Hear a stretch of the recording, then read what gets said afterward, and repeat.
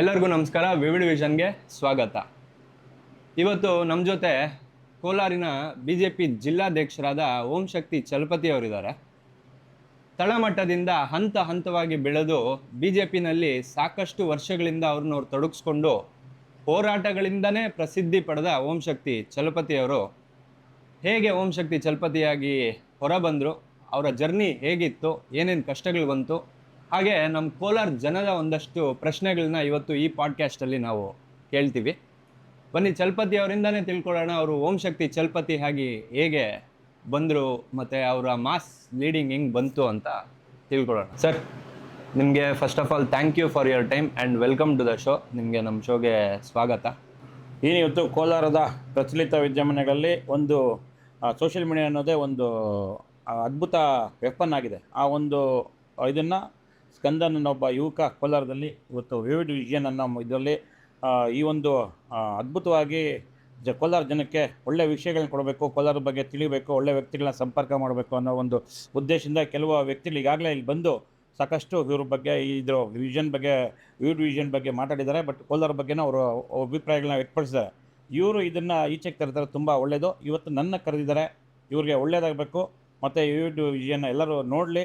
ಯಾಕಂದರೆ ಕೋಲಾರದ ಅಭಿವೃದ್ಧಿ ಬಗ್ಗೆ ಮತ್ತು ಏನು ಕ್ವಶನ್ಗಳಿದೆ ಅದನ್ನು ಕೇಳೋವಂಥ ನೇರ ಒಂದು ಬ್ರಾಡ್ಕಾಸ್ಟ್ ಆಗಿದೆ. ಆ ಕಾರಣಕ್ಕೆ ನಾನು ಕರೆದರೆ ಅವ್ರಿಗೂ ನಾನು ಇದಕ್ಕೆ ಧನ್ಯವಾದಗಳನ್ನ ಹೇಳ್ತಾ ಇದ್ದೀನಿ. Sir, thank you. ಮೊದಲನೇದಾಗಿ ಓಂ ಶಕ್ತಿ ಚಲಪತಿ ಅಂತ ನೀವು ಚಿರಪರಿಚಿತರು ಎಲ್ಲರಿಗೂ. ಆದರೆ ನಿಮಗೆ ಮುಂಚೆ ಬಜರಂಗದಳ ಚಲಪತಿ ಅಂತ, ವೆಂಕಟಾಚಲಪತಿ ಅಂತ ನಿಮ್ಮ ಹೆಸರು ಇತ್ತು. ಈ ವೆಂಕಟಾಚಲಪತಿ ಬಜರಂಗದಳ ಚಲಪತಿಯಿಂದ ಹೇಗೆ ನೀವು ಓಂ ಶಕ್ತಿ ಚಲಪತಿ ಆದ್ರಿ? ನಾನು ಬಾಲ್ಯದಲ್ಲೇ 6ನೇ ಕ್ಲಾಸ್ ಓದಬೇಕಾದ್ರೆ Kadarapalli school 1 to 7 Kadarapalli school, 8 to 9 to 10 NJH school, NJH ಇದು. ಆಮೇಲೆ ಕಾಲೇಜಲ್ಲಿ ವಿದ್ಯಾಭ್ಯಾಸ ಬಂತು ಬಾಯ್ಸ್ ಕಾಲೇಜ್. ಇದಾದಮೇಲೆ ನಾನು 6ನೇ ಕ್ಲಾಸಲ್ಲಿದ್ದಾಗೆ ನನ್ನ ಸಂಘದ ಪರಿಚಯ ಆಯಿತು. ನನಗೆ ಮನೋಹರ್ಜಿ ಅಂತಿದ್ದರು, ಅವರು ನನ್ನ ಶಾಖೆಗೆ ಪರಿಚಯ ಮಾಡಿದ್ರು. ಅವಾಗ ನಾನು ಪ್ರಣಾಮ ಮಾಡಿದ್ದು, ಅವತ್ತಿಂದ ಸ್ವಯಂ ಸೇವಕ ಆದೆ. ತದನಂತರ ನಮ್ಮ ತಂದೆ ನನಗೆ ಹಿಂದುತ್ವದ ಬಗ್ಗೆ ತುಂಬಾ ಹೇಳ್ತಾಯಿದ್ರು. ಜಾತಿ ವ್ಯವಸ್ಥೆ ಬಗ್ಗೆ ನನಗೆ ಮೊದಲಿಂದನೂ ಗೊತ್ತಿರಲಿಲ್ಲ. ಇವ್ರನ್ನ ಯಾರು ವಾಜಪೇಯಿ ಅವ್ರನ್ನ ತೋರಿಸೋ ಮುಖಾಂತರ ಮತ್ತು ಅದ್ವಾನಿ ಅವ್ರನ್ನ ಮತ್ತು ನಮಗೆ ಎಲ್ಲದಕ್ಕೂ ಸ್ಥಳೀಯರಂಥ ಯಡಿಯೂರಪ್ಪ ಅವ್ರನ್ನ ತೋರಿಸೋ ಮುಖಾಂತರ ಇವ್ರ ದೇಶದ ಬಗ್ಗೆ ಒಳ್ಳೆ ಕಾಳಜಿ, ದೇಶ ಉಳಿಸೋಂಥ ವ್ಯಕ್ತಿಗಳಿವರು ಅಂತ ನನಗೆ ಹೇಳ್ತಾ ಆ ಥಾಟ್ ಮೈಂಡಲ್ಲಿತ್ತು. ನನಗೆ ಜಾತಿ ಬಗ್ಗೆ ಅಷ್ಟು ಒಳವರಿಸಿಲ್ಲ, ಹಿಂದುತ್ವ ಬಗ್ಗೆ ಬಂತು. ಆ ಕಾರಣಕ್ಕೆ ನಾನು ಸಂಘದಲ್ಲಿ ಸಂಪರ್ಕ ಇಟ್ಕೊಂಡೆ. ಅದಾದಮೇಲೆ ಬಜರಂಗ ದಳದಲ್ಲಿ ಸಣ್ಣ ಪುಟ್ಟ ಹೋರಾಟಗಳು, ಅಷ್ಟು ಆ್ಯಕ್ಟಿವ್ ಇಲ್ಲ ಅಂದರೆ ಸಣ್ಣ ಪುಟ್ಟ ಹೋರಾಟಗಳು ಮಾಡ್ಕೊಂಬರ್ತಾಯಿದ್ದೆ. ತದನಂತರ ನನಗೆ BJPಗೆ ಕರೆದು ಯುವ ಮೋರ್ಚಾ ಅಧ್ಯಕ್ಷ ನಾನು ಆ್ಯಕ್ಟಿವ್ ಆಗಿದ್ದೆ. ಆ ಕಾರಣಕ್ಕೆ ನನ್ನ ಯುವ ಮೋರ್ಚಾ ಅಧ್ಯಕ್ಷ ಮಾಡ್ತೀನಿ ಅಂತ ಕರೆದ್ರು, ಅದಾಗಲಿಲ್ಲ. ಉಪಾಧ್ಯಕ್ಷರು ಮಾಡಿದೆ. 6 ತಿಂಗಳು 1 ವರ್ಷ ಉಪಾಧ್ಯಕ್ಷನಾಗೆ ಕೆಲಸ ಮಾಡಿದೆ. ನನ್ನ ನಾನಿದ್ದಾಗ ಉಪಾಧ್ಯಕ್ಷದಾಗ ಅಧ್ಯಕ್ಷರು ಬಿಟ್ಟೋದ್ರು ಪಾರ್ಟಿಗೆ. ಮತ್ತು ನೆಕ್ಸ್ಟ್ ನನ್ನ ಡೈರೆಕ್ಟಾಗಿ ಯುವ ಮೋರ್ಚಾ ಅಧ್ಯಕ್ಷರು ಮಾಡಿದೆ. ಅವತ್ತಿಂದ ನನ್ನ BJPಯಲ್ಲಿ ಜರ್ನಿ ಸ್ಟಾರ್ಟ್ ಆಯಿತು. ಓಂ ಶಕ್ತಿ ಚಲಪತಿ ಅನ್ನೋ ಬರೋದಕ್ಕೆ ನಮ್ಮ ಅಣ್ಣ ಓಂ ಶಕ್ತಿ ದೇವಸ್ಥಾನಕ್ಕೆ ಹೋಗಿ ಬರ್ತಾಯಿದ್ರು ಮೇಲ್ಮಲ್ಲತ್ತರಿಗೆ. ಆವಾಗ ನಾನು ಬಜರಂಗ ದಳದಿರೋದಕ್ಕೆ ಅದು ಓಂ ಅನ್ನೋದು ನಮ್ಮೆಲ್ಲ ಅಂಗಡಿಗಳಿಗೆ ಅದು ಓಂ ಅಂತ ಬರ್ತಾಯಿತ್ತು. ಅದನ್ನು ಹಿಂಗೆ ಕರೆದು ಬಾಯಿ ವಾಡಿಕೆಯಲ್ಲಿ ಜನ ಓಂ ಶಕ್ತಿ ಚಲಪತಿ ಅಂತ ಬಂದರು. ನಾನು ಇಟ್ಕೊಂಡಿದ್ದೆ ಹೆಸರನ್ನಲ್ಲ, ಜನ ಕರೆದಿರೋ ಹೆಸರು. ನಿಮ್ಮ ಪರ್ಸ್ನಲ್ ಲೈಫಲ್ಲಿ ಮುಂಚೆ, ಇವಾಗ ಬಾಲ್ಯದಲ್ಲಿ ನಿಮ್ಗೇನಾದರೂ ನಾನು ಈ ಥರ ಯಾವತ್ತಾದರೂ ಪಾಲಿಟಿಕ್ಸಿಗೆ ಎಂಟ್ರ್ ಆಗ್ತೀನಿ ಅಂತ ಯಾವ ರೀತಿ ನಿಮಗೆ ಇನ್ಸ್ಪೈರ್ ಆಯಿತು? ಲೈಕ್ ಪಾಲಿಟಿಕ್ಸಿಗೆ ಬರಬೇಕು ಅನ್ನೋದೇ ಒಂದು ಇನ್ಸ್ಪಿರೇಷನ್ ಇತ್ತಾ, ಅಥವಾ ಜನರ ಸೇವೆ ಅಂತ ಬಂದು ಪಾಲಿಟಿಕ್ಸಿಗೆ ಮಾಡಬೇಕಾದ ಪರಿಸ್ಥಿತಿನ ಇವತ್ತು? ಇಲ್ಲ, ಏನು ನನ್ನ ಮನಸ್ಸಲ್ಲಿ ನಾನು ಫಸ್ಟ್ ಆಫ್ ಆಲ್ ನಾನು ಪೊಲೀಸ್ ಆಗಬೇಕಂತ ಆಸೆ ಪಟ್ಟವನು. ನಮ್ಮ ತಂದೆ ಫಾರೆಸ್ಟ್ ಆಫೀಸರು, ಫಾರೆಸ್ಟಾಗಿ ಇದಾಗಿದ್ರು. ನಮ್ಮ ಫ್ಯಾಮ್ಲಿ ಯಾರೂ ರಾಜಕೀಯದ ಇರಲಿಲ್ಲ. ನನಗೆ ರಾಜಕೀಯ ಇಷ್ಟ ಇಲ್ಲ, ಬಟ್ ಹಿಂದುತ್ವ ಇರಬೇಕು, ದೇಶ ಇರಬೇಕಂದ್ರೆ ಹಿಂದುತ್ವ ಇರಬೇಕು, ಅದೊಂದು ಆಸೆ ಇತ್ತು. ಬರ್ತಾ ಈ ಸ್ವಲ್ಪ ಈ ಕರಪ್ಷನ್ಸು ಮತ್ತು ಇದೆಲ್ಲ ನೋಡಿ ನಾನು ಯಾಕೆ ರಾಜಕೀಯಕ್ಕೆ ಬರಬಾರ್ದು ಅಂತ ಅನ್ನಿಸ್ತು. ಆ ಟೈಮಲ್ಲಿ ಅಂದರೆ ರಾಜಕೀಯದಲ್ಲಿ ಬಂದು ಸೇರಿಬಿಟ್ಟು ಮಾಡಬೇಕಂತಿಲ್ಲ. BJP ಅನ್ನೋದು ನನಗೆ ಮೊದಲಿಂದ ಇಷ್ಟ ಇತ್ತು. ಬೇರೆ ಪಾರ್ಟಿಗಳ ಬಗ್ಗೆ ನನಗೆ ಇರಲಿಲ್ಲ. ಬಟ್ ನಮ್ಮ ಏರಿಯಾಗಳಲ್ಲಿ BJP ಅಥವಾ ಬೇರೆ ಪಾರ್ಟಿಗಳ ಕಾಂಗ್ರೆಸ್ ಇತ್ತು, ಅವರೇ ಜಾಸ್ತಿ ಅಲ್ಲಿ ಕೌನ್ಸಿಲರ್ಸು ಎಲ್ಲ ಆಗ್ತಾಯಿದ್ರು. ಆವಾಗ ಏನಾಯಿತು, ನಾವು ಒಂದು ಯಾಕೆ ಅಂತ ಹೇಳಿದಾಗ ಆವಾಗ ನನಗೆ ಈ BJPಯಿಂದ ಆಫರ್ ಬಂತು. ಆವಾಗ ನಾನು BJPಗೆ ಜಾಯ್ನ್ ಆಗಿ. ಇವಾಗ ಓಂ ಶಕ್ತಿ ಚಲಪತಿ ಅವರು ಒಂದು ರಾಷ್ಟ್ರೀಯ ಪಕ್ಷದಲ್ಲಿ ಯುವ ಮೋರ್ಚಾದಲ್ಲಿ ಉಪಾಧ್ಯಕ್ಷ ಆಗಿ ಅಧ್ಯಕ್ಷ ಆದರು. ಅಷ್ಟು ಸುಲಭ ಅಲ್ಲ. ಆ ಜರ್ನಿನಲ್ಲಿ ನಿಮ್ಮ ಕಾಲು ಎಳ್ದವ್ರು ಇರ್ತಾರಲ್ಲ, ಕಾಲು ಎಳ್ದಿದ್ದಾರಾ ಅಥವಾ ಸುಲಭವಾಗಿತ್ತ ದಾರಿ ನಿಮಗೆ ಅಂತ? ನಾನು ಯುವ ಮೋರ್ಚಾ ಅಧ್ಯಕ್ಷನ ಆದಮೇಲೆ ಸಾಕಷ್ಟು ಹೋರಾಟಗಳು ಎಷ್ಟೊಂದು ಹೋರಾಟಗಳು ಅಂದರೆ ನೀವು ನೋಡ್ರಿ, ಸಾಕಷ್ಟು ಹೋರಾಟಗಳು ಡಿ ಕೆ ರವಿ ಅವರು ಪರ ಹೋರಾಟ, ಮತ್ತು ನೀರಾವರಿ 365 ದಿವಸ ನೀರಾವರಿ ಹೋರಾಟ, ದೇಶಕ್ಕೆ ಏನೋ ತೊಂದರೆ ಆದಾಗ ಫಸ್ಟ್ ನಾವು ಇಲ್ಲಿ ಧ್ವಜ ಎತ್ತಾ ಇದ್ರಿ. ಮತ್ತು ನಮ್ಮ ಟೆಂಪಲ್ಗಳು ಉದಾಹರಣೆಗೆ ಕೊಂಡರಾಜನಹಳ್ಳಿ ಆಂಜನೇಯ ಸ್ವಾಮಿ ದೇವಸ್ಥಾನ ವಿಗ್ರಹ ಕಟ್ಟಬೇಕಂದ್ರೆ ಅದನ್ನು ಕೆಡಬೇಕು, ರೋಡಿಗೆ ಬಂದುಬಿಟ್ಟಿದೆ, ಸರ್ವಿಸ್ ರೋಡ್ ಬಂದರು. ಅವತ್ತು ಒಂದೇ ದಿವಸದಲ್ಲಿ ಸುಮಾರು ಒಂದು 6-7 ಜನ ಬೈಕ್ಗಳು ಎತ್ಕೊಂಡು ಕೋಲಾರ ಗಲ್ಲಿ ಗಲ್ಲಿ ಸುತ್ತ ಟವರ್ ಅಂದರೆ ಇವಾಗ ಏನೋ ಒಂದು ದೊಡ್ಡ ವಿಷಯ ಮಾಡಿದ್ದಾರೆ. ಟವರು, ಅಮ್ಮಾರಪೇಟೆ, ರಾಮತ್ ನಗರವರೆಗೂ ನಾವು 6-7 ಜನ ಹೋಗಿ ಬೈಕ್ಗಳಲ್ಲಿ. ಅವಾಗ ಇವರು ರಾಮ್ ನಿವಾಸ್ ಸಪೋರ್ಟ್ ಎಲ್ಲ ವಾರ್ನ್ ಮಾಡಿದರು, ನಿಮ್ಮನ್ನು ಅರೆಸ್ಟ್ ಮಾಡ್ತೀವಿ. ಅದಕ್ಕೂ ನಾವು ಇರಲಿಲ್ಲ, ಹೋರಾಟ ಮಾಡಿ ಅದನ್ನು ಉಳಿಸ್ಕೊಂಡ್ರಿ. ಅದೇ ರೀತಿ ನಲಗಂಗಮ್ಮನ ದೇವಸ್ಥಾನ ಕೂಡ, ನಲಗಂಗಮ್ಮನ ದೇವಸ್ಥಾನ ರಸ್ತೆಗೆ ಅಡ್ಡ ಬಂದಿದೆ, ಅದನ್ನು ಕೆಡಬೇಕಂತ ಬಂದಿದ್ದರು. ಅವತ್ತು ಇವರು ತ್ಯಾಗರಾಜರು ಟ್ರಾನ್ಸ್ಫರ್ ಆಗಿದ್ದರು. ಅಡಿಷ್ನಲ್ ಎಸ್ ಪಿ ಭಗವಾನ್ ದಾಸು ಚಾರ್ಜ್ ಇದ್ದರು. ಅವ್ರ ಹತ್ರ ಮಾತುಕತೆ ಆಗಿ ಅದನ್ನು ಬಿಡಿಸ್ಕೊಂಡ್ರಿ. ಆದರೆ ಕೂಡ ಅವತ್ತು ಉದ್ದೇಶಪೂರ್ವಕವಾಗಿ ನಮ್ಮ ಮೇಲೆ ಕೇಸ್ ಹಾಕಿದ್ರು. ಸುಮಾರು 15 ವರ್ಷ ಕೇಸ್ ನಡೆದು ಮೊನ್ನೆ ಹಿಂದೂ ಸಮಾಜೋತ್ಸವ ಮೊನ್ನೆ ನಡೀತಲ್ಲ ಕೋಲಾರದ, ಅವತ್ತು ಕೇಸ್ ಹೊಡೆದಾಕಿದ್ರು. ಈ ಥರ 18 ಕೇಸುಗಳು ನನ್ನ ಮೇಲಿತ್ತು. ನಾನು ಅದು ಈ ಥರ ಬಂದು ಹೋರಾಟಗಳಿಲ್ಲ. ಮತ್ತು ರಾಜ್ಯಕ್ಕೆ ನಾನು ಬರಬೇಕಂದ್ರೆ ನನ್ನ ಸಕ್ರಿಯದಿಂದ ನನಗೆ ಯಾರೂ ಪುಷಪ್ಪೇ ಮಾಡಿಲ್ಲ. ರಾಜ್ಯಕ್ಕೆ ನೇರವಾಗಿ ತೊಗೊಂಡ್ರು. ರಾಘವೇಂದ್ರ ಅಂತಿದ್ರು, ಮುನ್ರಾಜು ಗೌಡ್ರು ಅಂತ ಇದ್ದರು. ಇವ್ರು ನನ್ನ ಗುರ್ತಿಡಿದು ರಾಜ್ಯ ಕಾರ್ಯದರ್ಶಿ ಫಸ್ಟ್ ಮಾಡಿದ್ರು. ರಾಜ್ಯ ಕಾರ್ಯದರ್ಶಿ ಆದಮೇಲೆ ಏನಾಯ್ತು, ನಾನು ಮತ್ತು ಅಲ್ಲೇ ಆಕ್ಟಿವ್ ಆಗಿ ಕೆಲಸ ಮಾಡ್ತಾ ಇರೋದಕ್ಕೆ ರಾಜ್ಯ ಉಪಾಧ್ಯಕ್ಷ ಆಗಿ ತೊಗೊಂಡೆ. ನಾನು ರಾಜ್ಯ ಕಾರ್ಯದರ್ಶಿ ಇದ್ದಾಗ ಮುನ್ರಾಜು ಗೌಡರು ಅಧ್ಯಕ್ಷಿದ್ರು. ರಾಜ್ಯ ಉಪಾಧ್ಯಕ್ಷ ಆದಾಗ ಪ್ರತಾಪ್ ಸಿಂಹ ಅವರಿದ್ದು. ನಮ್ಮ ವಿಜೇಂದ್ರಣ್ಣ ರಾಜ್ಯ ಯುವ ಮೋರ್ಚಾ ಪ್ರಧಾನ ಕಾರ್ಯದರ್ಶಿ ಆಗಿದ್ದು. ಈ ಥರ ಆವಾಗ ವಿಜೇಂದ್ರಣ್ಣನ ನಂದು ಪರಿಚಯ ಆಯಿತು. ನನ್ನ ಫ್ರೆಂಡ್ ತಮ್ಮೇಶ್ ಗೌಡ ಅಂತಿದ್ದಾರೆ, ಇವಾಗ ರಾಜ್ಯ ಕಾರ್ಯದರ್ಶಿ. ಇವರುಗಳೆಲ್ಲ ನನಗೆ ನನ್ನ ಕೆಲಸನ ಗುರ್ತಿಡ್ತಾಯಿದ್ರು. ಕೋಲಾರದಲ್ಲಿ ಸಾಕಷ್ಟು ಒಂದು ವಾರಕ್ಕೆ ನಾನು ಯುವ ಮೋರ್ಚಾ ಅಧ್ಯಕ್ಷನ ರಾಜ್ಯ ಕಾರ್ಯದರ್ಶಿದಾಗ 7-8 ಹೋರಾಟ ಮಾಡಿದ್ವಿ. ಈಗ ಹೋರಾಟಗಳೆಲ್ಲ ಪ್ರಚಾರಕ್ಕೆ ಅಂತಾರೆ. ನಾನು ಪ್ರಚಾರಕ್ಕೆ ಯಾವತ್ತೂ ಹೋರಾಟ ಮಾಡಿ ಅಷ್ಟು ಸೋಷಿಯಲ್ ಮೀಡಿಯಾ ಇಷ್ಟು 10 ಭಾಗ ಇರಲಿಲ್ಲ ಅವಾಗ ಸೋಷಿಯಲ್ ಮೀಡಿಯಾ. ಆದರೂ ಕೂಡ ಪತ್ರಿಕಾ ಮಾಧ್ಯಮದವರು, ಟಿ ವಿ ಮಾಧ್ಯಮದವರು ನನ್ನ ತುಂಬಾ ಸಹಕಾರ ಕೊಟ್ಟಿದ್ರು ಅವಾಗ. ಸೊ ಹೋರಾಟಗಳಿಂದ ಮತ್ತು ನಿಮ್ಮ ಕೆಲಸ ಕಾರ್ಯದಿಂದ ನಿಮಗೆ ಈ ಪೊಸಿಷನ್ ಸಿಕ್ಕಿದೆ. ಖಂಡಿತ ಈಸಿಯಾಗಂತೂ ಸಿಕ್ಕಿಲ್ಲ. ಖಂಡಿತ ಕಾಲೆಳ್ದವರು ಸಾಕಷ್ಟು ಜನ ಇದ್ದಾರೆ ನನ್ನ ಬಗ್ಗೆ. ಏನಂದರೆ ಇವನು ಅಗ್ರೆಸಿವ್, ರೇಗ್ತಾನೆ. ಇವತ್ತು ನನಗೆ ಲಬ್ಬರ್ ಸ್ಟಾಂಪ್ ಥರ ಒತ್ತುಬಿಟ್ಟಿದ್ದಾರೆ. ಅದು ಇವನು ರೇಗ್ತಾನೆ. ನನಗೆ ಒಂದು ಕೆಲಸ, ನಾವು ಗಣಪತಿ ಕಡಾರಪಳ್ಳಿದಲ್ಲಿ ಗಣಪತಿ ಕುಣಿಸೋದ್ರಿಂದ ಚಿಕ್ಕ ಮಗುವಿಂದ ನನಗೆ ಸಂಘ ಹೇಳ್ಕೊಟ್ಟಿರೋದಾಗ್ಬೋದು, ಮತ್ತು ಗಣಪತಿ ಕುಣಿಸೋ ಅನುಭವ ಏನಾಗಿರೋದ್ರೆ, ನಾನು ಯಾವುದೇ ಒಂದು ಸಣ್ಣ ಕೆಲಸ ತೊಗೊಂಡ್ರೆ ನಾನು ಅಚ್ಚುಕಟ್ಟಾಗಿ ಮಾಡಬೇಕು. ಅಲ್ಲಿ ಸ್ವಲ್ಪ ಏರುಪೇರಾದ್ರೆ ಕೋಪ ಬರ್ತದೆ ನನಗೆ. ಇದು ಮತ್ತೆ ಒಪ್ಕೊಳಲ್ಲ. ಕೆಲಸ ಒಪ್ಕೊಂಡ್ರೆ ನಾನು ಮಾಡೋ 100% ಮಾಡ್ತೀನಿ. ಅದನ್ನು ಉದಾಹರಣೆಗಳು ಸಮೇತ ಕೊಟ್ಟಿದ್ದೀನಿ ಬೇಜಾನ್. ಯಾಕಂದರೆ ಗಣಪತಿ ಇಟ್ಟಾಗ 3 ಸತಿ ಹೆಲಿಕಾಪ್ಟರ್ ಕರೆಸಿದ್ವಿ ನಾವು ಕಡಾರಪಳ್ಳಿಕ್ಕೆ. ಅದು ಇತಿಹಾಸನೇ ಇದಾಯಿತು. ತುಂಬ 1 ತಿಂಗಳು ಇಡ್ತಾಯಿದ್ವಿ ಗಣೇಶನ. ತುಂಬ ಒಳ್ಳೆ ಆಟಗಳು, ಜನ ಬಂದು ನೋಡೋದು. ಮತ್ತು ವಿಧಾನಸೌಧನೇ ಸೃಷ್ಟಿ ಮಾಡಿದ್ವಿ ನಾವು. ಮತ್ತು ಅಮರ್ನಾಥ್ ಟೆಂಪಲ್ ಹಾಕಿದ್ವಿ. ಮತ್ತು ಕೇದಾರ್ ಟೆಂಪಲ್ ಒಂದು ಸತಿ ಇದು ಮಾಡಿ ಸೃಷ್ಟಿ. ಮುಂದೆ ಅಯೋಧ್ಯ ಇದನ್ನು ಪ್ರತಿಮೆನ ಸುಮಾರು 50-100 ಅಡಿ ಅಗಲಿಯೆಲ್ಲ ಆ ಕಾಲದಲ್ಲಿ ನಾವು ಮಾಡಿದ್ವಿ. ಆ ಥರ ಎಲ್ಲ ನಾವು ಗಣಪತಿಯಿಂದ ನಮಗೆ ಈ ಒಂದು ಕೆಚ್ಚು ಮಾಡಬೇಕು, ಏನೋ ಸಾಧನೆ ಮಾಡಬೇಕು ಅಂತ. ನಾನು ಎಲ್ಲಿರ್ತೀನೋ ಆ ಜಾಗ ಚೆನ್ನಾಗಿರಬೇಕು, ಆ ವ್ಯಕ್ತಿಗೆ ಒಳ್ಳೆಯದಾಗಬೇಕು. ಇದು ನನ್ನ ವ್ಯಕ್ತಿತ್ವ. ನೀವೇ ಹೇಳ್ದಂಗೆ ಓಂ ಶಕ್ತಿ ಚಲಪತಿ ಅವ್ರ ಕೋಪಿಷ್ಟ. ಮತ್ತು ನಿಮ್ಮ ಜೊತೆ ಜನ ಇರೋರು ಅಕ್ಕಪಕ್ಕ ನಿಮ್ಮ ಕೋಪ ನೋಡಿ ಇನ್ನೂ ನಿಮ್ಮ ಜೊತೆ ಇದ್ದಾರಾ ಅಥವಾ ಬಿಟ್ಟೋಗೋರು ಬಿಟ್ಟೋಗಿದ್ದಾರಾ? ನಾನು ನನಗೇನು ತಪ್ಪು ಕಾಣಿಸಿದ್ರೆ ಮುಖದ ಮೇಲೆ ಹೇಳ್ಬಿಡ್ತೀನಿ. ಮತ್ತು ಅದನ್ನು ನಾನು ಸಾಧನೆ ಮಾಡಲ್ಲ, ಅವ್ರ ಮೇಲೆ ದ್ವೇಷ ಸಾಧಿಸಲ್ಲ. ಆ ಕ್ಷಣ ಮಾತ್ರ ನಾನು ಹೇಳ್ಬಿಡ್ತೀನಿ. ಯಾಕಂದ್ರೆ ನನ್ನ ಕೆಲಸ ಆಗಬೇಕು. ನನಗೆ ಯಾರೋ ಒಬ್ಬರು ನನ್ನ ಮೇಲೆ ನಂಬಿಕೆ ಇಟ್ಕೊಂಡು ನನ್ನ ಕೆಲಸ ಒಪ್ಪಿಸ್ತಾರೆ. ಆ ಕೆಲಸನ ಅಚ್ಚುಕಟ್ಟಾಗಿ ಮಾಡಬೇಕು ಅನ್ನೋದಷ್ಟೇ ಇರ್ತದೆ. ಮತ್ತು ಯಾರನ್ನೋ ಮೆಚ್ಚೋಕ್ಕಾಗಲಿ, ಇದನ್ನು ನೋಡಿ ಯಾರೋ ಮೆಚ್ಚಬೇಕು, ನಂಗೆ ಹೊಗಳಬೇಕು ಅನ್ನೋದಿರಲ್ಲ. ಆ ಕೆಲಸ ಮಾಡಿಲ್ದಾಗ ನಂಗೆ ಸಣ್ಣ ಪುಟ್ಟ ಕೋಪ ಬರ್ತದೆ, ರೇಗಿದ್ದೀನಿ. ಆ ಕ್ಷಣಕ್ಕೆ ನನ್ನ ಮೇಲೆ ಕೋಪ ಮಾಡ್ಕೊಂಡವ್ರು ಬೇಜಾನಿದ್ರೆ ಅದು ಅವ್ರಿಗೆ ವೈಯಕ್ತಿಕವಾಗಿ ಅನುಭವವಾಗಿ ನನ್ನ ಹತ್ರ ಕೆಲಸ ಕಟ್ಟಿರೋರು ಸಾಕಷ್ಟು ಜನ ಇದ್ದಾರೆ. ಅದನ್ನು ಹೊಗಳೋರು ಕೂಡ ಇದ್ದಾರೆ. ಆ ಕ್ಷಣಕ್ಕೆ ನನ್ನ ಬೈದು ದೂರ ಆಗಿದ್ರು ಬೇಜಾನ್ ಜನ ಇದ್ದಾರೆ. ಅದೇ ಚಲಪತಣ್ಣ ಹೇಳಿದ್ದು ಕರೆಕ್ಟು. ಅವ್ರು ನಮ್ಮ ಕಲಿಯೋಕ್ಕೆ ಹೇಳಿದ್ರು ಅನ್ನೋದು ಇವತ್ತು ಸಾವಿರಾರು ಜನ ಆ ಥರ ಹುಡುಗರು ನನ್ನ ಜೊತೆ ಇದ್ದಾರೆ. ಕೋಪ ಮಾಡ್ಕೊಂಡು ಹೋಗಾದ್ಮೇಲೆ ಓಂ ಶಕ್ತಿ ಚಲಪತಿಯವರು ಅವ್ರನ್ನ ಸಮಾಧಾನ ಮಾಡ್ತಾರಾ? 100%. ನಾನು ಕೋಪ ಮಾಡಿದ್ದು ಬೈದು ಅರ್ಧ ಗಂಟೆ 1 ಅವರ್ಗೆ ಮತ್ತೆ ಅವ್ರಿಗೆ ನಾನು ಕಾಲ್ ಮಾಡ್ತೀನಿ. ನನ್ನ ಹತ್ರ ಅವ್ರು ಬರಬೇಕು, ನನ್ನ ಹತ್ರ ಅವ್ರು ಮಾತಾಡ್ಬೇಕಂತ ನನಗೆ ಅವ್ರ ಮೇಲೆ ಅಷ್ಟೊಂದು ದ್ವೇಷನೇ ಇಟ್ಕೊಳಲ್ಲ. ನನ್ನ ಕಾರ್ ಸುಟ್ಟು ಹಾಕಿದ್ರು ನಾಮಿನೇಷನ್ ಹಾಕೋ ಟೈಮಲ್ಲಿ. ನಾಮಿನೇಷನ್ ಹಾಕಿದ ದಿವಸ ನೈಟ್ ನನ್ನ ಕಾರ್ನ ಫುಲ್ ಬರ್ನ್ ಮಾಡಾಕಿದ್ರು. ನಮ್ಮ ತಾಯಿ, ನಮ್ಮ ದೊಡ್ಡಕ್ಕ ಇಬ್ಬರು ಮನೆಗೆ ಹೋಗಿದ ತಕ್ಷಣ, ಬಿಡು ಆ ಕಾರ್ ಹೆಂಗೆ ಸುಟ್ಟರು ಅವ್ರು ಹಂಗೆ ಸುಟ್ಟೋತಾರೆ ಅಂತ ಹೇಳಿದ್ರು. ಅದಕ್ಕೆ ನಾನು ಏನು ಹೇಳಿದೆ, ಇಲ್ಲಮ್ಮ ಭಗವಂತ ನೋಡ್ಕೊತಾರೆ, ಆ ಥರ ಶಾಪ ಇಕ್ಬೇಡ್ರಿ ಅಂತ. ನನ್ನ ಶಾಪ ನನ್ನ ಜೀವನದಲ್ಲಿ ಯಾರಿಗೂ ಇಡೋದೇ ಇಲ್ಲ, ಇಟ್ಟೂ ಇಲ್ಲ. ದೈವ ಭಕ್ತನ ಓಂ ಶಕ್ತಿ ಚಲಪತಿ ಅವರು 100% ದೈವ ಭಕ್ತ. ದೇವ್ರು ನಂಬ್ತೀನಿ, ಆದರೆ ಮೂಢನಂಬಿಕೆಗಳು ನಂಬಲ್ಲ ನಾನು. ಯಾರೋ ಏನೋ ಮಾಡಿಸ್ಬಿಡ್ತಾರೆ ಅವೆಲ್ಲ ನಂಬಲ್ಲ. ದೇವ್ರನ್ನ, ಗಣಪತಿ ನನ್ನ ಆರಾಧ್ಯ ದೈವ. ನನಗೆ ಗಣಪತಿ ಅಂದರೆ ತುಂಬ. ನಾನು ಗಣಪತಿನ ನೆನೆಸ್ಕೊಂಡಾಗೆಲ್ಲ ನನ್ನ ಕಷ್ಟಗಳು ದೂರ ಆಗಿದೆ. ಇವತ್ತು ನನ್ನ ಮಗನ ಕೂಡ ನಾನು ಸುಮುಖ್ ಅಂತ ಇಷ್ಟಿದ್ದೀನಿ. ಸುಮುಖ್ ಏಜೆನ್ಸಿ ಅಂತ ಒಂದು ಮಾರ್ಕೆಟಲ್ಲಿ ಒಂದು ಇದಿದೆ, ನಮ್ಮದು ಲೈಸೆನ್ಸ್ ಕೂಡ ಇದೆ. ಆ ಕಾರಣಕ್ಕೆ ನನಗೆ ಗಣಪತಿ ಅಂದರೆ ಈ ಕಾಲ ನಾನು ತುಂಬ ನಮ್ಮ ತಂದೆ ನಮ್ಮದೇನು ಆಸ್ತಿ ಅಂತಸ್ತು ಏನೂ ಇರಲಿಲ್ಲ. ನಮ್ಮ ತಂದೆ ಏನು ಒಂದು ಸೈಟ್ ಕೂಡ ಇಟ್ಟಿರಲಿಲ್ಲ. ಇರೋ ಒಂದು ಮನೆ ಬಿಟ್ಟರೆ ಕಡರಪಳ್ಳದಲ್ಲಿ ನಮ್ದು ಯಾವುದೇ ರೀತಿ ಜಮೀನುದಾರರು ಏನೂ ಅಲ್ಲ. ತುಂಬ ನಾವು ಸಗಣಿ ನೆಲದ ಮೇಲಿಂದ ಬೆಳೆದವ್ರು ನಾವು. ತುಂಬ ಕಷ್ಟ ಬಿತ್ತು. ನಾವು 9 ಜನ, 5 ಜನ ಗಂಡು ಮಕ್ಕಳು, 4 ಜನ ಹೆಣ್ಮಕ್ಳು. ಅಂಥದ್ರಲ್ಲಿ ನಾನು 8ನೇವನು. ನಮ್ಮ ತಾಯಿ ಹೇಳ್ತಾಯಿದ್ರು 8ನೇವನು ಕಂಟಕ ಅಂತ. ಆದರೆ ನನಗೆ ದೇವ್ರು ಇವತ್ತವರೆಗೂ ನಮ್ಮ ಅಣ್ಣ ತಮ್ಮಂದ್ರು ನಾವೆಲ್ಲ ಒಟ್ಟಿಗೆ ಇದ್ದೀವಿ. ಯಾಕಂದರೆ ಆಸ್ತಿ ಅಂತಸ್ತು ಇಲ್ವಲ್ಲ, ಅದಕ್ಕೆ ನಾವು ಒಟ್ಟಿಗೆ ಇದ್ದೀರಿ. ಯಾವತ್ತೂ ಆಸ್ತಿ ಗಲಾಟೆ ಆಗಿಲ್ಲ, ಎಲ್ಲ ಒಟ್ಟಿಗೆ ಇದ್ದೀವಿ. ಇಲ್ಲ, ಇವತ್ತಿನ ಮಾತು ಹೇಳೋದಾದ್ರೆ ಕೋಲಾರ ಜನ ಹೇಳೋದು ಓಂ ಶಕ್ತಿ ಚಲಪತಿ ಅವ್ರು ಕೋಟ್ಯಾಧಿಪತಿ, ಸಿಕ್ಕಾಪಟ್ಟೆ ದುಡ್ಡು ಮಾಡಿದ್ದಾರೆ ಅಂತ. 100% ದುಡ್ಡು ಮಾಡಿದ್ದೀನಿ, ಇಲ್ಲ ಅಂತ ಹೇಳಿಲ್ಲ. ಆಸ್ತಿ ಮಾಡಿದ್ದೀನಿ, ಒಪ್ಕೋತೀರಾ? 100% ಕೋಟ್ಯಾಧಿಪತಿ ಅಂತಿಲ್ಲ. ನನ್ನ ಇರೋ ಮಟ್ಟಿಗೆ ನನ್ನ ಲೈಫ್ ಸ್ಟೈಲ್ ಚೆನ್ನಾಗಿದೆ. ನಾನು ಮತ್ತು ಒಬ್ಬರು ಆಸ್ತಿ ಹೊಡೆದಿಲ್ಲ. ನನ್ನ ಕಷ್ಟ ಬಿದ್ದ ಮೇಲೆ ಬಂದಿರುತ್ತೆ. ಜನ ನನ್ನ ಹತ್ತಿರದಿಂದ ನೋಡಿರೋರಿಗೆ ಪ್ರತಿಯೊಬ್ಬರಿಗೂ ಗೊತ್ತು. ಜಮೀನು ಮಾಡಿದ್ದೀನಿ, ಆಸ್ತಿ ಇದೆ, ನನಗೆ ಒಳ್ಳೆ ಫ್ಯಾಮಿಲಿ ಇದೆ. ಏನು ಬ್ಯಾಕ್ಗ್ರೌಂಡ್ ಇಲ್ದಿರೆ ಹೇಗೆ ಇಷ್ಟು ಪೊಲಿಟಿಕ್ಸ್ಗೆ ಬಂದ್ಮೇಲೆ ದುಡ್ಡು ಮಾಡಿದ್ರ ಅನ್ನೋದೊಂದು ಕ್ವಶನ್. ಇಲ್ಲ ಪೊಲಿಟಿಕ್ಸ್ ಬಂದಮೇಲೆ ದುಡ್ಡೇ ಮಾಡಿದ ನಾನು ರಾಜಕೀಯದಲ್ಲಿ ದುಡ್ಡು ಕಳ್ತಿದ್ದೀನಿ. ನನಗೆ ದುಡ್ಡು ಸಂಪನ್ಮೂಲ ಕ್ರೋಢೀಕರಿಸೋಕೆ ಆಗಲಿಲ್ಲ ನನ್ನ ಎಲೆಕ್ಷನಲ್ಲಿ. R2B ಪಕ್ಕದಲ್ಲಿ ಇವತ್ತು ಒಂದು ಜಾಗ ಇದೆ, 2 ಎಕರೆ ಜಾಗ. ಅವತ್ತು ನನಗೆ ಪಕ್ಷದಿಂದ ಬರಬೇಕಾಗಿರೋ ಹಣ ಸರಿಯಾಗಿ ಬಂದಿಲ್ಲದ ಕಾರಣಕ್ಕೆ ನಾನು ಜಮೀನು ಮಾರಿದೆ. ಇದೇ ಛತ್ರಪಡಹಳ್ಳಿ ಸುಧಾಕರ್ ಅಂತಿದ್ದಾರೆ, ಎಲ್ಲ ಇಲ್ಲಿ ನಿಮ್ಮ ನೇರ ಲೈವ್ ತೊಗೊಳ್ತಾ ಇದ್ದೀರಲ್ಲ, ಎಲ್ಲ ಉದಾಹರಣೆ ಸಮೇತ ಕೊಟ್ಬಿಡ್ತೀನಿ. ಅವ್ರಿಗೆ ನಾನು ಮಾರಿಬಿಟ್ಟು, ನನ್ನ ಸ್ನೇಹಿತರು ತುಂಬ ಜನ ಇದ್ದಾರೆ, ಕೊಡಿಸ್ದವರು ರಾಮಣ್ಣ ಅಂತಿದ್ದಾರೆ, ಬೇಡ ಅಣ್ಣ ಮಾಡಬೇಡ್ರಿ, ಇದನ್ನ ನಿಮ್ಗೆ ಕಷ್ಟ ಆಗುತ್ತೆ, ಬ್ಯಾಕ್ ಮಾಡ್ತೀರಿ, ಎಲೆಕ್ಷನ್ಗೋಸ್ಕರ ಜಮೀನು ಮಾಡಿಬಿಡ್ರಿ ಅಂದರು. ಅವತ್ತು ನಾನು ಜಮೀನು ಮಾರಿ ಎಲೆಕ್ಷನ್ ಮಾಡಿದೆ. ನಾನು ದುಡ್ಡು ಯಾರಿಗೂ ಎಲ್ಲರಿಗೂ ನನ್ನ ತುಂಬ ಹತ್ರ ಗೊತ್ತಿರೋರು ಪ್ರತಿಯೊಬ್ಬರಿಗೆ ಗೊತ್ತು ನಾನು ಯಾವ ರೀತಿ ಸಂಪಾದನೆ, ನನ್ನ ಬಿಸ್ನೆಸ್ಸಲ್ಲಿ ದುಡ್ಡು ಸಂಪಾದನೆ ಮಾಡ್ತು.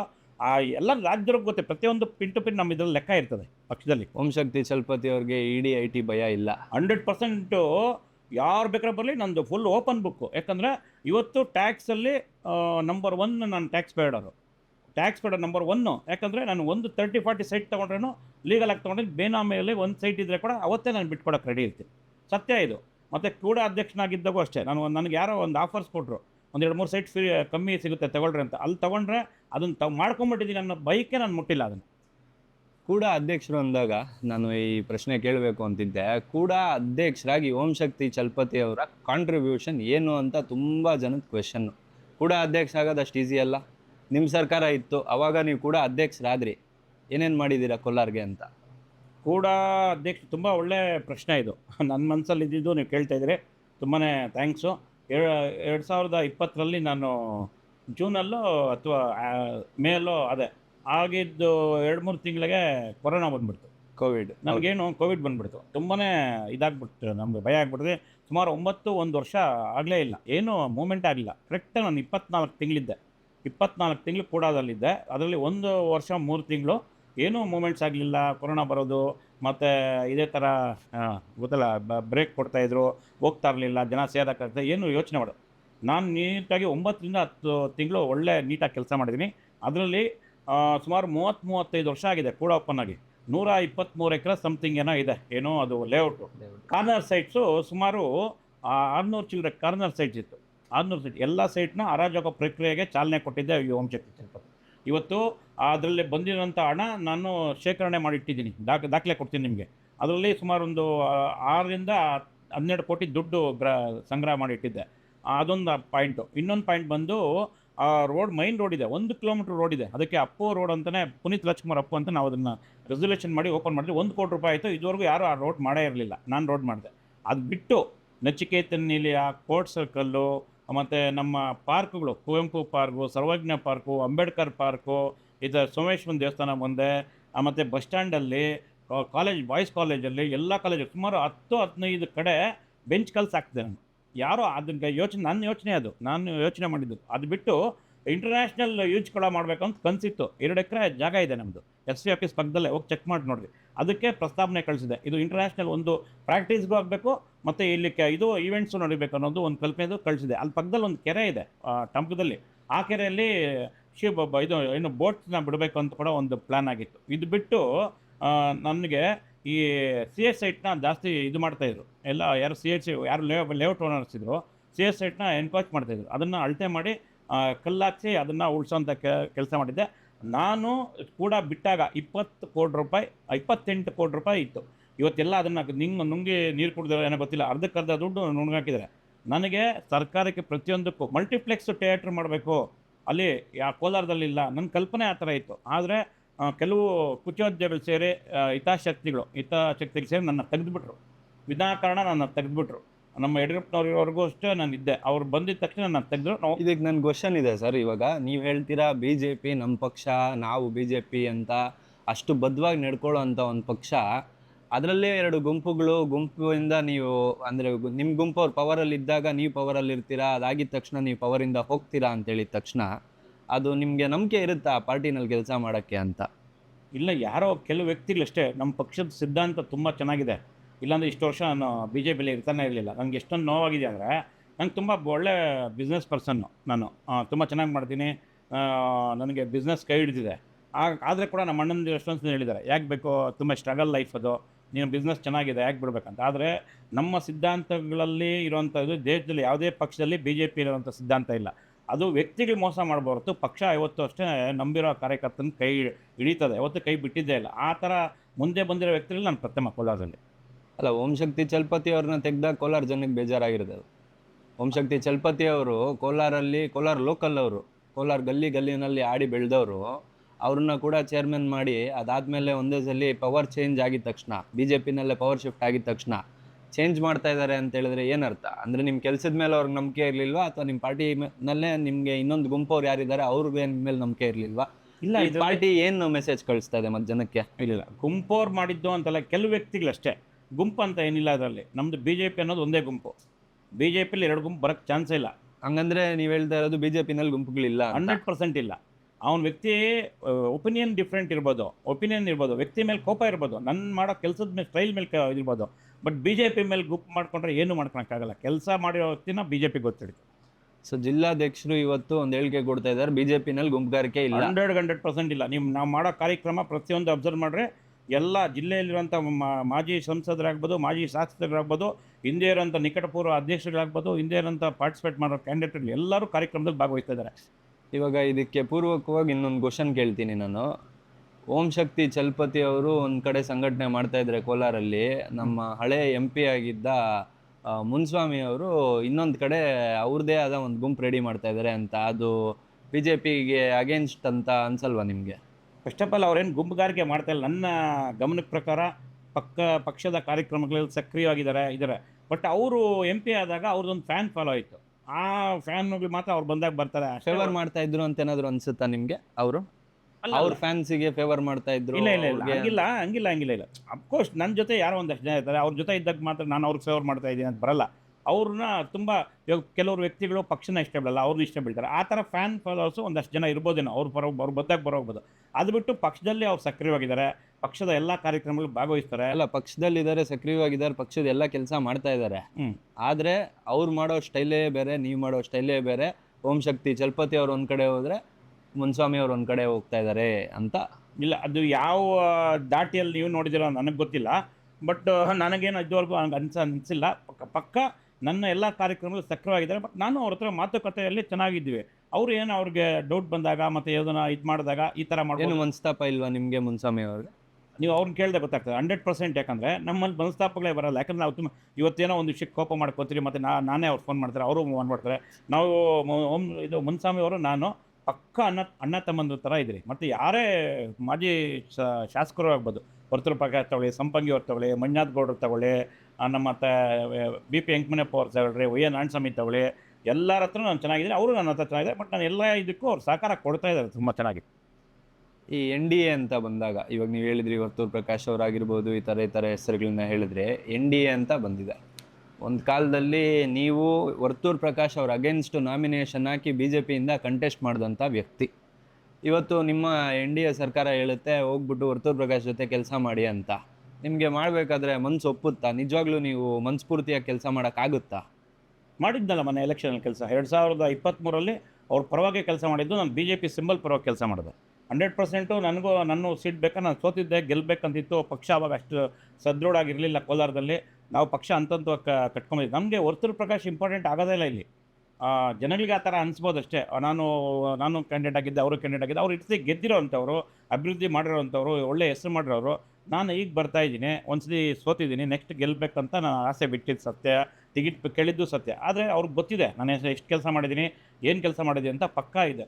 ನನಗೆ ಪಕ್ಷ ಇಂಪಾರ್ಟೆಂಟು, ಪಕ್ಷದ ಸಿಂಪಲ್ ಇಂಪಾರ್ಟೆಂಟ್ ಹೊರತು ಇದುವರೆಗೂ ನನಗೆ ಎಷ್ಟೇ ದೊಡ್ಡ ವ್ಯಕ್ತಿ ಆದ್ರೂ ನಮ್ಗೆ ಗೋಚರಿಸೋದು ಕಮಲ ಮಾತ್ರನೇ. ವರ್ತೂರ್ ಪ್ರಕಾಶ್ ಅವರೇ ಮತ್ತೆ ಕ್ಯಾಂಡಿಡೇಟ್ ಆಗಿ ಬಂದರೆ ಓಂ ಶಕ್ತಿ ಚಲಪತಿ ಅವರು ಚಾಚು ತಪ್ಪದಿರೆ ಎಲ್ಲ ಕೆಲಸ ಮಾಡ್ತಾರೆ. ಎಲೆಕ್ಷನ್ 100ಕ್ಕೆ 1000 ಭಾಗ ಮಾಡ್ತೀನಿ. ಮಾಡ್ತೀರಾ? ನನ್ನ ಗುರಿ ವರ್ತೂರ್ ಪ್ರಕಾಶ್ ಒಬ್ಬರನ್ನೇ ಗೆಲ್ಸೋದಂತಲ್ಲ, ಯಾರಿಗೆ ಸೀಟ್ ಕೊಡ್ತಾರೆ 6 ಕ್ಷೇತ್ರದಲ್ಲಿ ನಾವು ಕೇಳ್ತಾ ಇದ್ದೀರಿ. ಇವಾಗ ಕೋಲಾರದ 6 ಕ್ಷೇತ್ರದಲ್ಲಿ ಕೊಡಬೇಕು. ಯಾಕಂದ್ರೆ ನಾವು MP ಬಿಟ್ಕೊಟ್ಟಿದ್ದೀರಿ, ಪಾರ್ಲಿಮೆಂಟ್ ಕ್ಷೇತ್ರನ ಗೆದ್ದಿರೋ ಕ್ಷೇತ್ರ ಬಿಟ್ಕೊಟ್ಟಿದ್ದೀರಿ. ಗೆದ್ದಿರೋ ಕ್ಷೇತ್ರನ ಕೋಲಾರ ಕ್ಷೇತ್ರ ಬಿಟ್ಟಿರೋದಕ್ಕೆ ಇವತ್ತು ನಾವು 6 ಕ್ಷೇತ್ರನ ಕೋಲಾರ ಸದೃಢ BJP ಕಟ್ತಾ ಇದ್ದೀರಿ. ನಮ್ಮ JDS ಬೆಲ್ಟ್ ಅಲ್ಲ ಸರ್ ಇದು? JDS ಬೆಲ್ಟ್ ಅಂತ ಹೇಳ್ತಾರೆ ಜನ ಅಟ್ಲೀಸ್ಟ್. ನೀವು ಹೇಳ್ಬಿಟ್ರಿ ಹೇಳ್ತಾರೆ ಅಂತ. ಅಲ್ವಲ್ಲ, ಅಲ್ವಾ? JDS ಬೆಲ್ಟ್ 100% ಅಲ್ಲ. ಈಗ ಮೋದಿಯವರ ಅಭಿವೃದ್ಧಿ ಕಾರ್ಯಗಳು, ಮೋದಿ ಅವರು ಇದ್ರೇ ದೇಶ. ಆ ಮೋದಿಯವರ ಪಕ್ಷ BJPಲಿ 17 ಕೋಟಿ ಸದಸ್ಯರು ತೊಂದಿರಕ. ಇದು ಕೋಲಾರದಲ್ಲಿ ತೊಗೊಂಡ್ರೆ ಸಕ್ರಿಯವಾಗಿ ಯಾವ ಪಕ್ಷ ಇದೆ ಇವತ್ತು? ಒಂದು ಜಾತಿ ಮೇಲೆ ನೀವು ಪಕ್ಷನ ಯಾಕೆ ಗುರ್ತಿಡಿತಾ ಇದ್ದೀರಿ? ಆ ಕಾಲ ಒಂದಿತ್ತು, ಅಫ್ಕೋರ್ಸ್ ಇರ್ಬೋದೇನೋ ಅದು, ನನಗೆ ಅದನ್ನ ಬಗ್ಗೆ ನಾನು ಕಾಮೆಂಟ್ ಮಾಡೋಕ್ಕೋಗಲ್ಲ. ಆದರೆ ಇವತ್ತು BJP ಕಾರ್ಯಕರ್ತರು ಎಷ್ಟು ಜನ ಇದ್ದಾರೆ ಅದಕ್ಕೆ 100 ಪಟ್ಟು ವೋಟರ್ಸ್ ಇದ್ದಾರೆ BJP ಪರವಾಗಿ. ನಾನು ಬೇರೆ ನಾವೇ BJP ಅಂತಲ್ಲ, ಇವಾಗ ನೀವು ಆಗ್ಬೋದು, ನಾವು ಆಗ್ಬೋದು, ಇವ್ರು ಕ್ಯಾಮ್ರಾಮನ್ ಆಗ್ಬೋದು, ಇನ್ನೊಬ್ಬರು. BJP ಅಭಿಮಾನ, ಮೋದಿ ಅಭಿಮಾನ, ಹಿಂದುತ್ವ ಅಭಿಮಾನ ಇದೆ. ಆದರೆ BJP ಅಭಿಮಾನಿಗಳು ಯಾವತ್ತೂ ನಾವು BJP ಅಂತ ಎದೆ ತೋಳ್ಸಲ್ಲ. ಸರ್, ಇದೇ ಕ್ವಶನ್ಗೆ ಇದು ನಿಮ್ಮ ಆನ್ಸರ್ಗೆ ನಂದು ಇನ್ನೊಂದು ಕ್ವಶನ್ ಏನಂತ ಹೇಳಿದ್ರೆ, ಇಷ್ಟೇ ಫ್ಯಾನ್ ಫಾಲೋಯಿಂಗು, ಇಷ್ಟೇ ಮೋದಿ ಅವ್ರ ವೇವು ಲಾಸ್ಟ್ ಎಲೆಕ್ಷನಲ್ಲೂ ಇತ್ತು. ಮತ್ತೆ ಯಾಕೆ BJP ಪವರ್ಗೆ ಬರಲಿಲ್ಲ ಕೋಲಾರಲ್ಲಿ? ಯಾಕೆ ಗೆಲ್ಲಿಲ್ಲ? ಯಾವತ್ತು ಇದು 2023 23 2023ರಲ್ಲಿ ಈ ಡೂಪ್ಲಿಕೇಟ್ ಗ್ಯಾರಂಟಿಗಳು ಕೊಟ್ಟಿದ್ದು, ಇಲ್ಲಿ ಸಿದ್ದರಾಮಯ್ಯನವ್ರು ಬರ್ತೀನಿ ಅಂತ ಹೇಳಿದ್ದು, ಅವ್ರು ಬರದೇ ಬಿಟ್ಕೊಟ್ಟಿದ್ದು, ಕೆಲವು ನಮ್ಮ ಜನಾಂಗದಲ್ಲಿ ಕೆಲವ್ರ ಕಡೆ ಅವ್ರಿಗೆ ಸೇರಿಕೊಟ್ಟಿದ್ದು, ಒಂದು ಗ್ಯಾರಂಟಿಗಳದ್ದು ಅವ್ರದ್ದು ಹೊರಕಾಯ್ತು.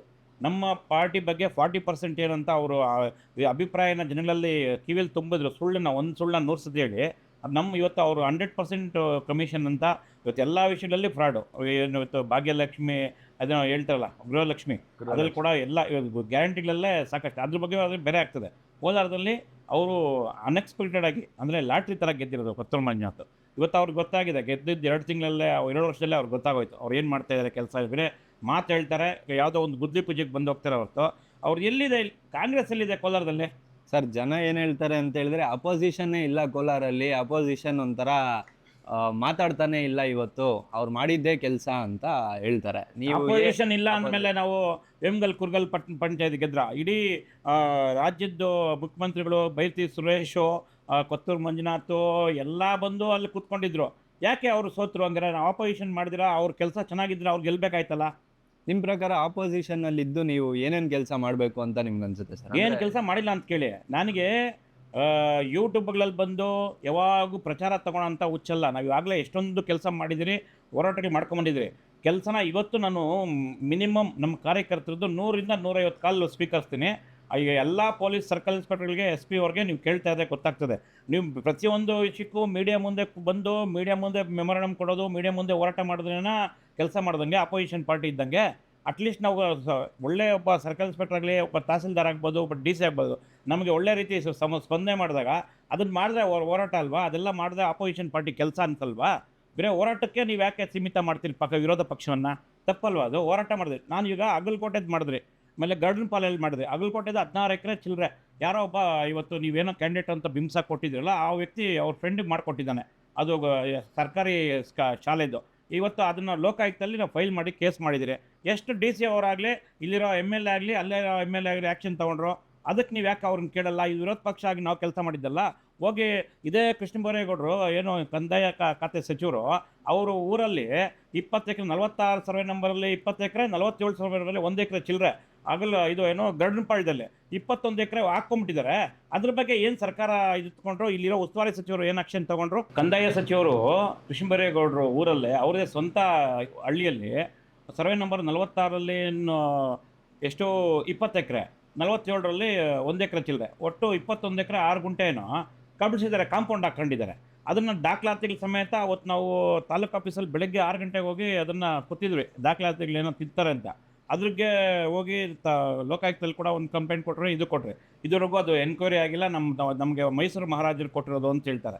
ಮತ್ತು ಇವತ್ತು ಅದನ್ನು ಸ್ಮಶಾನ ಜಾಗ ಅಂತ ದಾಖಲಾತಿಗಳಲ್ಲಿ ತೋರಿಸ್ತಾ ಇದೆ. ಇದ್ರ ಬಗ್ಗೆ ಇಲ್ಲಿರೋ ಸ್ಥಳೀಯ ಶಾಸಕರು ಚಕಾರ ಆಯ್ತಿಲ್ಲ, ಉಸ್ತುವಾರಿ ಸಚಿವರು ಚಕಾರ ಆಯ್ತಿಲ್ಲ. ವಿರೋಧ ಪಕ್ಷದಾಗ ನಾವು ರೈತರ ಪರ ಹೋರಾಟ ಯಾವಾಗೂ ಮಾಡ್ತಾನೆ ಇರ್ತೀವಿ. ಇವತ್ತು ನೀರು ಥರ್ಡ್ ರೇಟ್ ಟ್ರೀಟ್ಮೆಂಟ್ ಆಗಬೇಕು ಅಂದ್ಬಿಟ್ಟು ನಾವು 365 ದಿವಸ ನಾವು ಕೂತಿದ್ವಿ.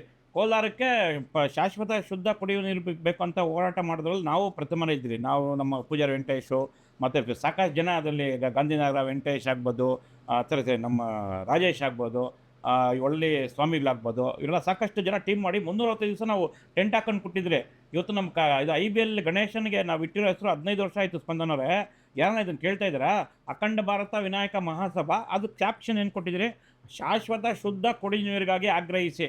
ನಾವು ಗಣಪತಿ ಇಡೋ ಮುಖಾಂತರನೇ ಹೋರಾಟ ಮಾಡ್ತಾ ಇದ್ದೀವಿ, ಇವತ್ತರ ಕಾಲದಲ್ಲಿ ನಿಲ್ಬೇಕಂತ. ಈಗ ರಮೇಶ್ ಕುಮಾರ್ ಅವ್ರು ತಂದು ಕೊಟ್ಟಿದ್ದಾರಲ್ಲ ನೀರು, ಅದು ಸರಿ ಹೋಗಲ್ಲ ನೋಡಿ, ರಮೇಶ್ ಕುಮಾರ್ ನೀರು ಕೊಟ್ಟಿದ್ದು ಅದು ಏನು ರಾಜಕೀಯ ಆಗಿದೆ ಏನಾಗಿದೆ ಅಂತ ಎಲ್ಲರಿಗೂ ಗೊತ್ತು. ಎಷ್ಟು ಕೋಟಿ ಪ್ರಾಜೆಕ್ಟ್ ಇದ್ದು ಅದ್ರ ಎಷ್ಟು ಕೋಟಿ ಆಯಿತು. ಶ್ರೀನಿವಾಸ್ ಗೌಡ್ರು ಅದನ್ನು ನೀರು ಕುಡಿದ್ಬಿಟ್ಟು ಹಿಂಗೆ ಕುಡಿದ್ಬಿಟ್ಟು ಇಲ್ಲಿ ಬಿಟ್ಟಾಗ ಇದು ಚೆನ್ನಾಗಿದೆ ಅಂತ ಹೇಳಿದ್ರು. ಇವತ್ತು ನಮ್ಮ ರೈತರ ಬೆಳೆ, ರೈತರ ಮಣ್ಣು ಏನಾಗ್ತದೆ, ಫಲವತ್ತತೆ ಕಳ್ಕೊಳ್ತಾ ಇದೆ. ಇದಕ್ಕೆ ನಾವು ಹೋರಾಟ ಮಾಡಿದ್ದು ಅವತ್ತು. ಒಪ್ಪಲ್ಲ ನೀವು ಹಂಗಂದ್ರೆ? 100% ಇವತ್ತು ಥರ್ಡ್ ಟ್ರೀಟ್ಮೆಂಟ್ ಆಗಬೇಕು. ನೀರು ಮಣ್ಣು 2-3 ಅವತ್ತು ಹೇಳಿದ್ವಾಗ ಏನು ಹೇಳಿದ್ರು, ನಗಿದ್ರು ಇವರು ವಿರೋಧ ಪಕ್ಷದವರು, ವಿರೋಧ ಇಡ್ತಾರೆ, ಏನಕ್ಕೂ ಕೋಲಾರ ಸಹಿಸಕ್ಕೆ ಅಭಿವೃದ್ಧಿ ಆಗಕ್ಕೆ ಬಿಡಲ್ಲ ಅಂತ. ನಾವೇನು ಹೇಳಿದ್ರಿ, ಅಫ್ಕೋರ್ಸ್ ಥರ್ಡ್ ಟ್ರೀಟ್ಮೆಂಟ್ ಆಗಬೇಕು, ಇಲ್ಲಾಂದರೆ ಈ ತ್ಯಾಜ್ಯದ ನೀರು ಬಿಟ್ಟರೆ ಮಣ್ಣು ಫಲವತ್ತತೆ ಕಳ್ಕೊಳ್ತದೆ ಅಂತ. ಆಯ್ತು ಸರ್, ಇವಾಗ ಅವ್ರ ಕೈಯಲ್ಲಾಗಿದ್ದು ಅವ್ರು ಮಾಡಿದ್ದಾರೆ. ಇವಾಗ ನಿಮ್ಮದೇ ಸರ್ಕಾರ ಇದೆ, ಕೇಂದ್ರ ಸರ್ಕಾರ ಇದೆ, MP ಅವರು ನಿಮ್ಮವರೇ ಇದ್ದಾರೆ, NDA ಇಂದ ಗೆದ್ದು ಬಂದಿರೋರು. ಕೃಷ್ಣಾ ನದಿಗೇನೋ ಕೇಳ್ತಾ ಇದಾರಲ್ಲ ನೀರು, ಮತ್ತೆ ಇವಾಗ ಮಾಡಿಸ್ಕೊಂಡು ಬರೋದು BJP ಅವ್ರ ಕೈಯಲ್ಲಿ ಇದೆ ಅಂತ ಅನ್ಸಲ್ವಾ ಸರ್ ನಿಮಗೆ? ಸತ್ಯ, ಒಳ್ಳೆ ಮಾತಿದು. ನಾವು ಮತ್ತು ಈಗಿನ ಮಲ್ಲೇಶ್ ಬಾಬು MP ಅವರು ತುಂಬ ಸಜ್ಜನ ಇದ್ದಾರೆ, ಒಳ್ಳೆ ಕೆಲಸ ಮಾಡ್ತಾಯಿದ್ದಾರೆ. ಅದ್ರ ಬಗ್ಗೆ ನಾನು ಏನು ಚಕ್ಕರ್ ಎತ್ತಲ್ಲ. ಅವರು ಚಂದ್ರಬಾಬು ನಾಯ್ಡು ಅವ್ರ ಹತ್ರ ಮಾತಾಡಿ ಅದ್ರ ಬಗ್ಗೆ ಅವರು ಅಕ್ಸೆಪ್ಟ್ ಮಾಡ್ಕೊಂಡಿದ್ದಾರೆ. ಆಯಿತು, ಇದನ್ನು ಚರ್ಚೆ ಮಾಡೋಣ, ಪ್ಲ್ಯಾನಿಂಗ್ ಆಗಬೇಕು, ಮತ್ತು ಏನು ಯಾವ ರೀತಿ ಹೋಗಬೇಕು, ಸುಮ್ಮನೆ ಇದಾಗಬಾರ್ದು, ಒಂದು ಪ್ಲ್ಯಾನ್ ಆಗಿ ಅದಕ್ಕೆ ಅವ್ರು ಬಿಡಕ್ಕೆ ಒಪ್ಕೊಂಡಿದ್ದಾರೆ. ಕೋಲಾರಕ್ಕೆ ಈ ಭಾಗದಲ್ಲಿ ಎಷ್ಟು ನೀರು ಬೇಕೋ, ಕುಡಿಯೋ ನೀರಕ್ಕೆ ಎಷ್ಟು ಬೇಕೋ ಅಷ್ಟು ಕೊಡೋಕ್ಕೆ ನಾವು ರೆಡಿ ಇದ್ದಿದ್ದಾರೆ. ಅದನ್ನು ಪ್ರೋಸೆಸ್ ನಡೀತಾ ಇದೆ. ಅದ್ರ ಬಗ್ಗೆ ನಾವು ಅದ್ರ ಪರವಾಗಿದ್ದೀವಿ. ನಾವು ಅದೇ ಮಾಡಿಸ್ಬೇಕು ಅಂತ ಕಾಂಗ್ರೆಸ್ 100% ಮಾಡಿಸ್ತೀರಾ? 100% ಮಾಡಿಸ್ತೀವಿ. ನಿಮ್ಮ ಸರ್ಕಾರ ಇದ್ದಂಗೆ ನೋಡಿ ಬರ್ತದದ್ದು, ಮಾಡೇ ಮಾಡಿಸ್ತೀವಿ. ಅದ್ರ ಬಗ್ಗೆ ಎರಡು ಚಕರನೇ ಇಲ್ಲ, ನಾವು ಮಾಡೇ ಮಾಡ್ತೀವಿ. MP ಅದ್ರ ಬಗ್ಗೆ ಉತ್ಸುಕರಾಗಿದ್ದಾರೆ. ಓಕೆ. ಮತ್ತು ಈ ರೋಡ್ಗಳು ಹಾಕೋದ್ರ ಬಗ್ಗೆ ಕೋಲಾರ ಸ್ಥಿತಿ ನೀವೇ ನೋಡ್ತಾ ಇದ್ದೀರಾ. ರೋಡ್ಗಳು ಸ್ವಲ್ಪ ಹದಗೆಟ್ಟಿದೆ, ಹಾಕ್ತಾ ಇದ್ದೀವಿ ಅಂತ ಕಾಂಗ್ರೆಸ್ ಅವ್ರು ಹೇಳ್ತಾ ಇದ್ದಾರೆ, MLA ಅವ್ರು ಹೇಳ್ತಾ ಇದ್ದಾರೆ. ನಿಮ್ಮ ಜೊತೆನೂ ಅವ್ರದ್ದೊಂದು ವಾಗ್ವಾದ ನಡೀತು. ಅಂದರೆ ನೀವು ಒಂದಷ್ಟು ಹೇಳಿಕೆ ಕೊಟ್ರಿ, ಅವ್ರು ಒಂದಷ್ಟು ಹೇಳಿಕೆ ಕೊಟ್ರಿ. ಅವ್ರು ಒಂದಷ್ಟು ಹೇಳಿಕೆ ಕೊಟ್ಟಾದ್ಮೇಲೆ ಅವ್ರು ಹೇಳಿದ್ರು ಡಾಕ್ಯುಮೆಂಟ್ ಕಳಿಸ್ತೀನಿ ಅಂತ. ಏನಾದರೂ ಬಂತಾ? ಅವರು ಒಂದೂವರೆ ತಿಂಗಳಾಯಿತು. 2,990 ಕೋಟಿ ಏನೋ ನಾವು ತಂದಿದ್ದೀವಿ. ಅವ್ರು ಗ್ಯಾರಂಟಿಗೆಲ್ಲ ಸೇರಿಸ್ಬಿಟ್ಟಿದ್ದಾರೆ. ಪಾಪ ಅಭಿವೃದ್ಧಿಗೆ ಏನು ತಂದಿದ್ದೀರಿ ಅಂತ ಹೇಳಿದ್ರೆ ಅದಿಲ್ಲ, ಗ್ಯಾರಂಟಿಗೆಲ್ಲ ಸೇರಿಸ್ಬಿಟ್ಟಿದ್ದಾರೆ. ಬಟ್ ನನಗೆ ಇವತ್ತು ಲೆಟ್ರು ಬಂದಿಲ್ಲ. ಮತ್ತು ಅಲ್ಲೆಲ್ಲ